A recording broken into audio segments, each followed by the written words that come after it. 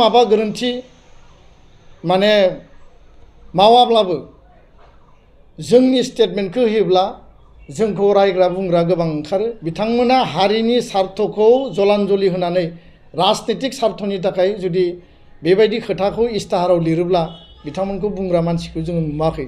That means बर' हारिया right आरो रंखौ माने दिनै क्लियार खालामनायनि सम सफैबाय होननानै आं बुंनो नागिरदों।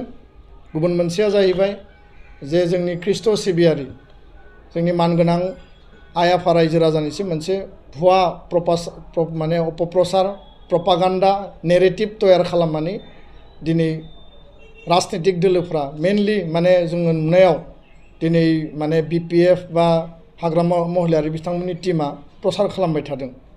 दा बर' हारिया जोङो गोजोन आरो खौसेथिजों थांना थानो लुबैयो आरो हारिनि खौसेथि थामोनथा रैखाथिनि थाखाय एबसुआ हाबा मावबोदों। बे बिथिङाव जोङो क्लियारलि बुंगोन बर'आ हारि हिसाबै एक मोनसे, नाथाय धोरोम हिसाबै जों गुबुन गुबुन धोरोमखौ फोथायो। बाथौ धोरोमानो जा, गुदि बाथौआनो जा, बा नोङो ब्रह्म धोरोम बा ख्रिस्ट' धोरोम बा नोङो सतसंगि गोबां धोरोमाव दङ।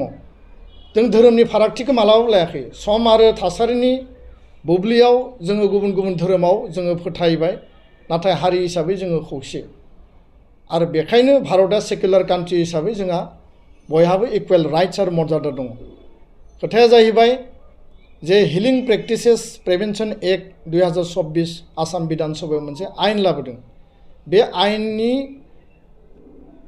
बाथ्राफोरखौ लानानै जोंनि ख्रिस्टियान क'अर्डिनेशन कमिटि मानगोनां बिथांमोननि जे दैदेनगिरि बा गोबां ख्रिस्टियान जिखिनि डेनोमिनेशननि आफादफोर दङ बिथांमोननियाव मोनसे दुखु मोननाय बा बिथांमोननियाव मोनसे खुद्रिसारनाय बे जि मोनसे हिलिं प्रेक्टिसेस बेखौ लानानै आल'सना बिल'सना जादों आरो आर'जनिबो हाबाफारि जायगा जायगा जादों।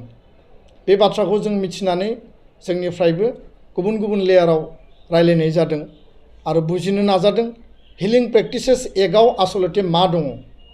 दा बेयाव जोंहा कमप्लेन खालामनो गोनां, आपत्ति खालामनो गोनां मा दङ, बे बाथ्राफोरखौ जोंबो नायबिजिरदों।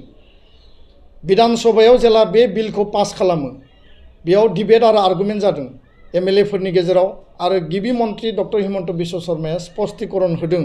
आङो लाइभ टिभियाव नायदों, अन रेकर्ड दिनैबो जों दिहुननानै लानो हायो जे हिलिं प्रेक्टिसेस जि एक्ट बेयाव जि आल्टारियर मटिभनि खोथा बुंदों।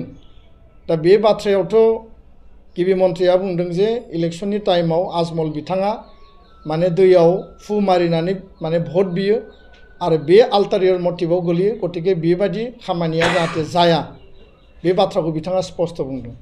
2 नम्बर बाथ्रायाव जाहैबाय जोंनि बिधान सभानि MLA